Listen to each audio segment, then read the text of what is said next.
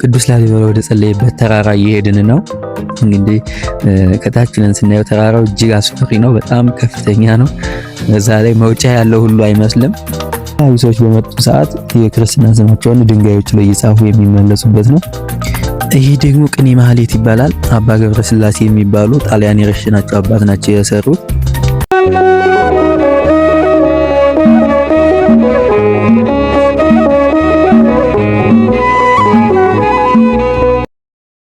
ሰላም እንዴት ናችሁ የዩቲዩብ ቤተሰቦቼ? ቅዱስ ላሊበላ የጸለየበትን ቦታ ላሳያችሁ ነው። ቅዱስ ላሊበላ የጸለየበት ቦታ እንግዲህ አሸተን ቅድስት ድንግል ማርያም የምትገኝበት ቦታ ነው።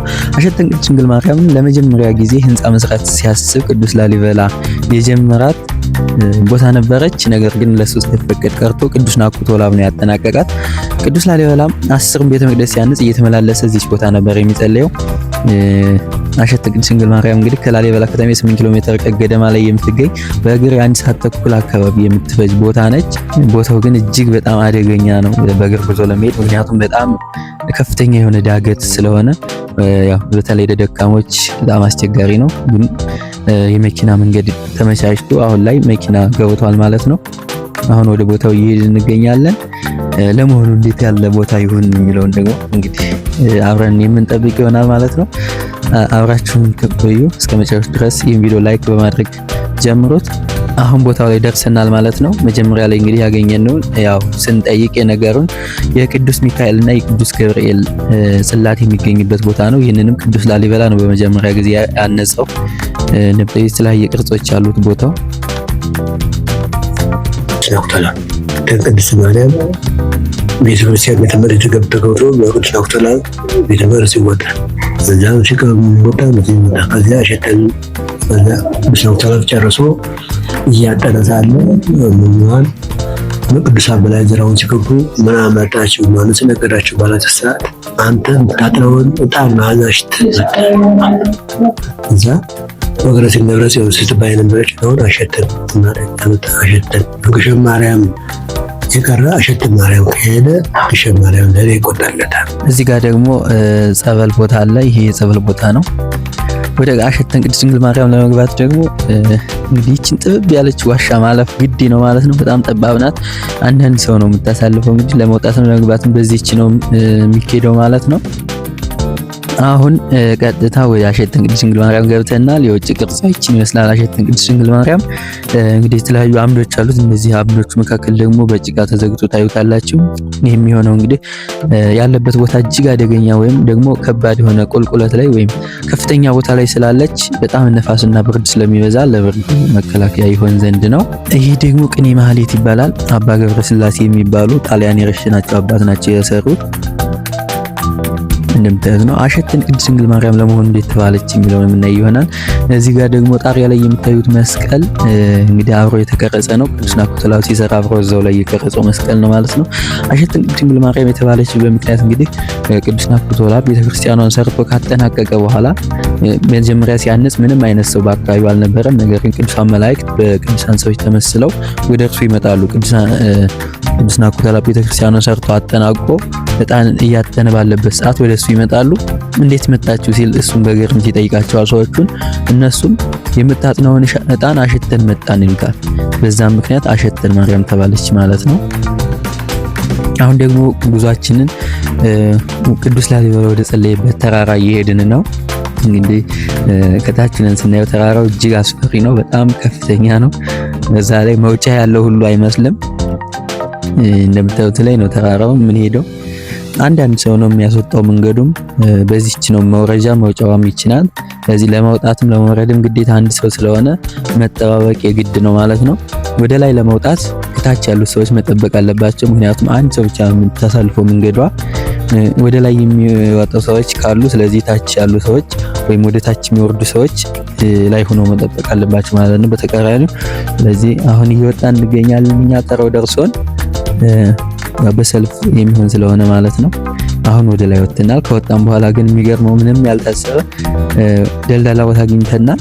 ቅዱስ ላሊበላ የጸለየው በዚህች ውስጥ ነው። እንግዲህ እንደምታዩት አሁን ተዘግቷል። ከበሩ ላይ ግን በጣም እዚህ የሄዱ ሰዎች በሙሉ የክርስትና ስማቸውን የቤተሰቦቻቸው ሳይቀር እየጻፉ ከበሩ ላይ በወረቀት አድርገውት እናገኛለን ማለት ነው።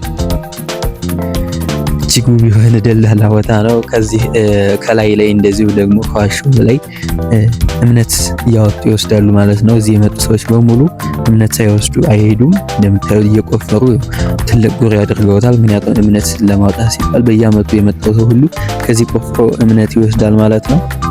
እምነቱም እጅግ ፈዋሽ እንደሆነ ይነገራል። ስለዚህ እዚህ የመጣ ሰው ሁሉ እምነት ይወስዳል፣ እየወሰደ ይገኛል። አሁን እንደምታዩቸው እየቆፈሩ ነው ማለት ነው። ነጭ የሆነ አለት የመሰለ ነገር ነው። ያው እዚህ ጋር ነው እምነት የሚወስዱት ማለት ነው። አሁን ደግሞ ወደ ታች ልንወርድ ቅድስት አርሴማ ወደምትገኝበት ገዳም ልንሄድ ሰልፍ እየጠበቅን ነው ማለት ነው። ምክንያቱም ይችን ቦታ ለመውረድ ያው ቅድም እንደነገርኳችሁ እዚህ ተራራ ላይ ወጥቶ ለመውረድ በሰልፍ ስለሆነ ወደ ላይ የሚወጡ ሰዎች ካሉ ከላይ ያሉት መጠበቅ ስላለባቸው እየጠበቅን እንገኛለን። አካባቢው እንደምታዩት እንግዲህ ለምለም የሆነ ቦታ ነው። በጣም የሚያምር ያው ተራራማ ቢበዛበትም ማለት ነው። አሁን ሰልፋችን እየደረሰን ነው። ስለዚህ እየወረድን እንገኛለን። እንደምታዩት ጉሪ ያለው ምክንያቱም እንደ ዋሻ አይነት ነገር ነው። አንዳንድ ሰው ብቻ የሚያሳልፍ ማለት ነው። አሁን ላይ የሚወጡ ሰዎች ታች እየጠበቁ ነው። እኛ እየወረድን ስለሆነ ማለት ነው።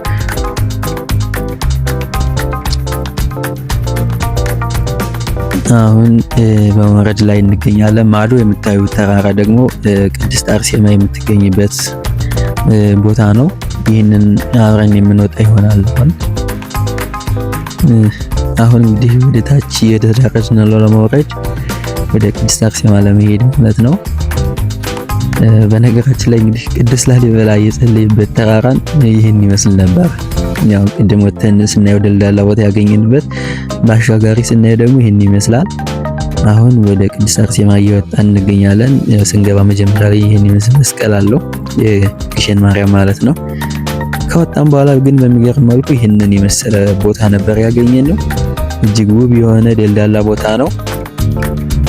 ቤተክርስቲያኗ እንግዲህ እያየናት ነው። በቅርብ ርቀት ላይ እንገኛለን፣ እየሄድን ነው። ይቺ ቤተክርስቲያን ግን እንዴት ልትሰራ ቻለች? ከዚህስ እንዴት ልኖር ቻለች የሚለው ራሱ ጥያቄ ነው። ምክንያቱም ብዙ ፍልፍል ቤተክርስቲያን ባለበት አሁን ወደ ቤተክርስቲያን ውስጥ ገብተና ማለት ነው። ስንገባ ይህን የመሰለ መስቀል አለው። እጅግ ትልቅ የክርስቶስን ስቅለት የተሳለበት መስቀል ነው።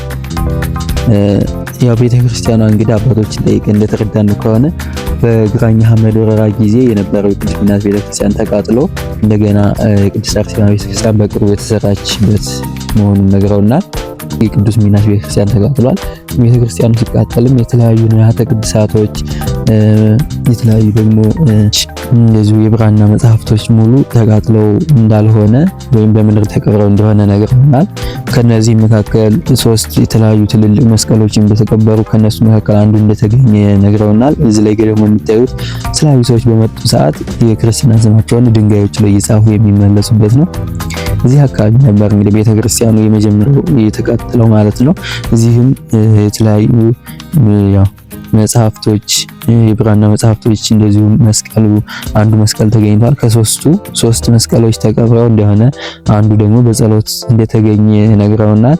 አሁንም ድረስ ግን በጣም ብዙ ቅርሶች እንደሚገኙና በዚህ እንዳሉ ይታሰባል። ይህም በጸሎት እስከሆነ ድረስ ጊዜውን እየጠበቀ ይገኛል ማለት ነው።